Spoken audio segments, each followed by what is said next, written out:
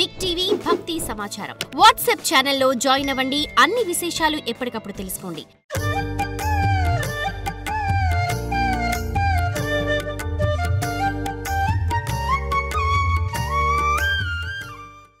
ఈ భూగోళమే కనపడదు. ఈ భూగోళమే అన్ని గోళాలు కలిపినప్పుడు ఈ భూగోళం ఎంతుందంటే చిన్న ఇసుక రేణు అంతుంది అన్నారు. ఈ భూగోళమే ఇసుక రేణు అంతుంటే ఇక సముద్రం ఎక్కడా, నీ ఊరెక్కడా, నీ ఇల్లు ఎక్కడా, నువ్వెక్కడా? నువ్వు అసలు లేవు. వాళ్ళ లెక్కలో లేవు. మనం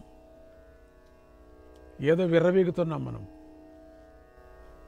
అందువల్లే వారు తమ యొక్క మూల స్వరూపం ఏమిటో తెలియక నిరంతరము అసంతృప్తికి, దుఃఖానికి లోనవుతూ ఉన్నారు. వాళ్ళంతా కూడా ఎప్పుడూ దుఃఖమే, ఎప్పుడు అసంతృప్తినే.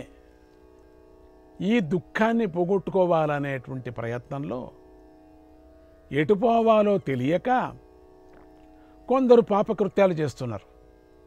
అసలు వాళ్ళకి తెలియదు, తోచదు, ఎక్కడ పోవాలో తెలియదు, ఏం చేయాలో తెలియదు.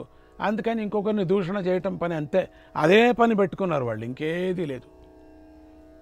ఎందుకంటే వాళ్ళ పాపాలన్నీ వీళ్ళు తినాలి కదా. అందుకని ఎవరినైనా ఏమన్నంటే బుద్ధుణ్ణి ఎవరో ఏమిటో తిట్టారు, బాగా తిట్టారు. తిడుతూనే వాళ్ళు కొంత దూరం అయిన తర్వాత వాడు నిలిపి ఆ బుద్ధుణ్ణి, సిద్ధార్థ బుద్ధుణ్ణి నిలిపి అడిగారు, ఏమి ఇంతగా తిడుతూ ఉంటే ఏం అనుకోవటం లేదు, మీరు ఎట్లా అక్కడ దాన్ని చూడటం లేదని. ఏం లేదే, ఇప్పుడు నువ్వు ఏదైనా ఒక వస్తువు ఇస్తావనుకో నాకు, ఆ వస్తువు విలువైందనుకో, అది నాకు ఇచ్చినప్పుడు నేను తీసుకోకపోతే ఏం చేస్తావు? నువ్వు పారేస్తావా? లేదు. ఏం చేస్తావు? జోబులో పెట్టుకుంటావు. అట్లనే నీ తిట్లను నేను తీసుకోలేదు.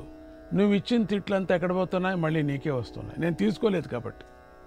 నేనేమన్నా నువ్వు తిడతావంటే అయిపోయి నేను తీసుకున్నట్లు లెక్క. అసలు నేను తీసుకోను కదా దాన్ని. అందుకని నీకే మిగిలిపోయాయి అవి అన్నట్టు. ఇలా దారి తెలియక చీకట్లో జరిగే జీవులను ఉద్ధరించడం కోసం ఆ పరాశక్తి, ఈ చీకట్లో తిరుగుతున్నాం అంటే అజ్ఞానంలో తిరిగే జీవులు మనమంతా. అజ్ఞానంలో తిరుగుతూ ఉండేటువంటి, చీకట్లో తిరిగేటువంటి జీవులను ఉద్ధరించడం కోసం ఆ పరాశక్తి కొన్ని సందర్భాలలో, కొన్ని స్థలాలలో తనను తానే ప్రకటించుకొని విశేష శక్తి స్ఫూర్తితో జీవులను తన వంకకు ఆకర్షించుకొని వారు తనను ఆరాధించేటట్లు చేసుకొని వారికి శాశ్వత తృప్తిని, ఆనందాన్ని కలిగించింది. అలాంటి విశేష శక్తి ఆవిష్కరణల పేరే శక్తి అవతారాలు. అమ్మవారు మనందరినీ ఉద్ధరించడానికే ఈ అవతారాలు తీసుకుంది. అక్కడక్కడ అవతరించి ఆ ప్రాంతంలో ఉండినటువంటి జీవుల్ని ఉద్ధరించింది. మనమేం చేస్తున్నాం? అన్ని చోట్ల తిరుగుతున్నాం, అన్నీ దర్శిస్తున్నాం. మంచిదేలేండి, లేదని కాదు. అనుకూలంగా అక్కడక్కడ అవతారాలు, ఆ శక్తిపీఠాలు ఏర్పరచుకొని తాను ఆవిర్భవించి ప్రత్యక్షంగా అక్కడ చుట్టూ ఉండేటువంటి జీవుల్ని రక్షిస్తూ ఉన్నది. ఇదే అమ్మవారి యొక్క విశేషం. అన్ని దేవతల యొక్క విశేషం ఇదేనే. దశావతారాలు అంతేనే.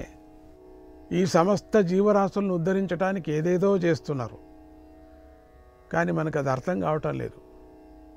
ఆ అవతారాలు సంభవించిన పుణ్యస్థలాలే ఏమంటున్నాం? దాన్ని శక్తి క్షేత్రాలు అంటున్నాం. ఈ అవతారాలు, క్షేత్రాలు నిజానికి అనాది కాలగర్భంలో అనంతంగానే ఉన్నా అందరూ అన్నిటినీ అందుకోలేరు కనుక సనాతనులైన మహర్షులు కొన్ని శక్తి క్షేత్రాలను విశేష క్షేత్రాలుగా మనకు అందించారు. చాలా క్షేత్రాలు ఉన్నాయి మన భారత భూమిలో. అమ్మవారి క్షేత్రాలు చాలా ఉన్నాయి. మనకు అప్పుడప్పుడు అనిపిస్తూ ఉంటుంది అక్కడక్కడ తిరిగినప్పుడు, ఇదొక శక్తిపీఠం అంటూ ఉంటారు అక్కడ వాళ్ళు. బృందావనానికి వెళ్ళండి మీరు, మొదటి వెళ్ళిన వాళ్ళకి తల తిరుగుతుంది.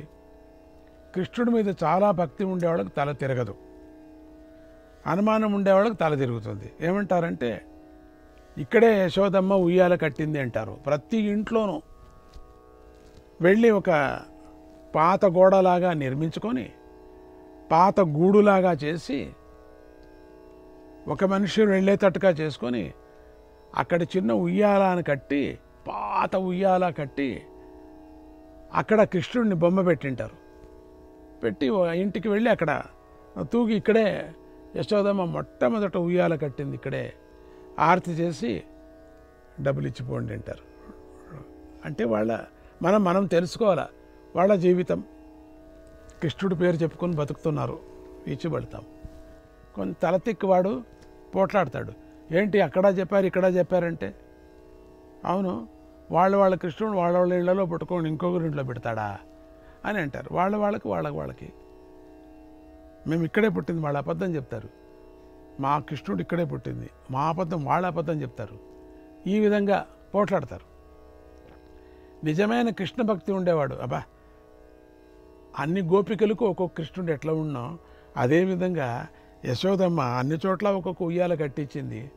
ఎందుకు కట్టకూడదు, వాడు అన్ని చోట్ల పుట్టాడేమో, అందరూ యశోదమ్మలు అయిపోయారు ఆ రోజు, అన్ని చోట్ల కూడా ఉయ్యాలు ఎందుకు కట్టకూడదు అని భక్తిగా ఉండేవాడు. చేతనైంది దక్షిణ ఇచ్చి, అమ్మా నువ్వు చాలా పుణ్యాత్మురాలు అని బయటకు వస్తూ ఉంటాం.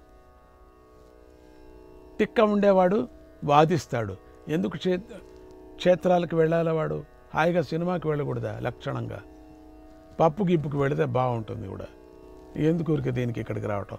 సనాతనులైన మహర్షులు కొన్ని శక్తి క్షేత్రాలను విశేష క్షేత్రాలుగా మనకు అందించారు. మహాత్ములకి ఎట్లా తెలుస్తుంది కదా, ఆ కొన్ని మహాత్ములు వాళ్ళంతా కొన్ని క్షేత్రాల్లో నిర్ణయించారు, ఇక్కడ ఈ క్షేత్రం ఇది అని నిర్ణయించారు. వాటిలో సతీ క్షేత్రాలని 50 క్షేత్రాలు ఉన్నాయి. అవి 51 అని కొందరంటారు. ఆ క్షేత్రాలకు మూలగాథ ఇలా ఉంది. దక్షయజ్ఞ సమయంలో సతీదేవి ప్రాణత్యాగం చేసిన కథ అందరికీ తెలిసిందే. దక్షుడు తన తండ్రి పెద్ద యజ్ఞం చేస్తాడు, వెళ్ళాలా అనిపించింది. శివుణ్ణి అడిగాడు, నేను వెళుతున్నానని. శివుడేమో అల్లుడు, శివుడికి అవమానం చేశాడు దక్షుడు ఒకప్పుడు. అందుకని శివుడు అంటాడు, నువ్వు వెళ్ళినా నీకు అవమానం జరుగుతుంది, నాకు అవమానమైంది, వెళ్ళొద్దు, వాడు చేసుకొని మామగారు చేసుకొని ఆయన యజ్ఞం అని మనం వెళ్ళకూడదు, మనకు అవమానం జరుగుతుంది, వద్దు అని. ఆయన వదలకోకుండా తండ్రి ఇంటికి వెళ్ళాల్సిందే అని, వెళ్ళకపోతే ఎట్లా నేను అని తండ్రి తల్లి ఇంటికి వెళ్ళాల్సిందే, వెళ్ళకపోతే నేను చూడలేదు, చాలా రోజులైంది చూడలేదు, వెళతావు కానీ మళ్ళీ రావద్దు నువ్వు ఇక్కడికి అనే విధంగా ఇండైరెక్ట్గా మాట్లాడాడు శివుడు. వెళితే అక్కడ పార్వతీదేవిని ఎవరు చూడనే లేదు, అమ్మవారిని ఎవరు పట్టించుకోలేదు. అప్పుడు తన కోపం వచ్చి, చాలా పెద్ద కథ జరుగుతుంది ఇది, అది ఒక కథ ఒకసారి చెప్పుకున్నా నేను. ఆ కథ సతీవి చాలా అద్భుతమైనటువంటి కథ అది. అప్పుడు తట్టుకోలేక ఏం చేసింది, ఆ పెద్ద హోమకుండంలో పడింది, అట్లా యజ్ఞమంతా చెడిపోయిందిలేండి. అప్పుడు ముందుకు ఏమైంది, ఒకానొక కల్పంలో ఆమె తన శరీరాన్ని యోగాగ్నిలో దహనం చేయకుండా అలాగే వదిలేసింది. ఒక కల్పంలో అగ్నిలో పడితే కాలలేదు అమ్మవారి శరీరం, కాలినట్టుకు కాలి అట్లే ఉంది. అప్పుడు ఆ శివుడు ఆ శరీరాన్ని, ఎందుకంటే శివశక్తులు కదా, శక్తిని వదిలేసి ఉండలేదు శివుడు పగలు రాత్రిలాగా. అప్పుడు ఆ శివుడు ఆ అమ్మవారిని, సృష్టి రూపమైనటువంటి అమ్మవారు, సృష్టిని వదిలేసి ఎట్లా పోతాడు, భుజాన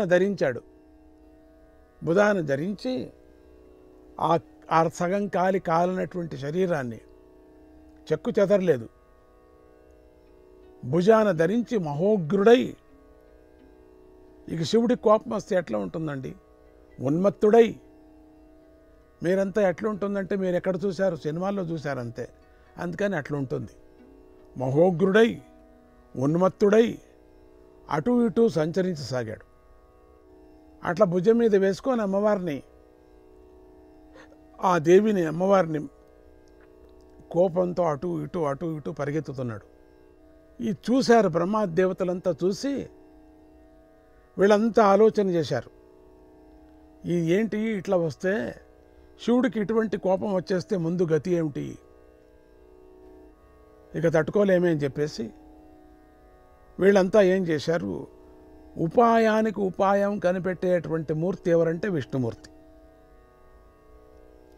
అసలు దేవతలకు కష్టాన్ని వచ్చినప్పుడంతా విష్ణుమూర్తి దగ్గరే వెళ్ళి ప్రార్థన చేసేవారు. ఆయనే కదా భవరోగ వైద్యుడు. ఆ వైద్యుడి దగ్గర పరిగెత్తారు. ధన్వంతరి ఆయనే కదా. విష్ణుమూర్తిని ప్రార్థించారు.